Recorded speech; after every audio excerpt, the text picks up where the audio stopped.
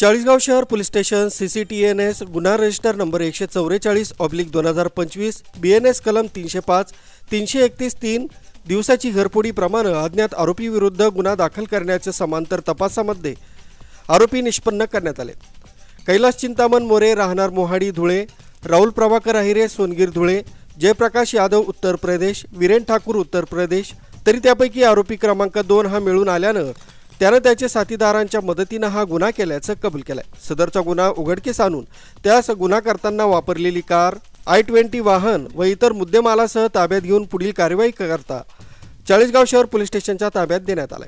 सदर कारवाई ही PSI Shekhar Domale, head constable Muralidhar Dhangar, police Naik Deepak Mali, police constable Mahesh Patil, Bhushan Shelar, police constable Sagar Patil, Deepak Chaudhari तसंच भरत पाटील या पथकाने केली आहे।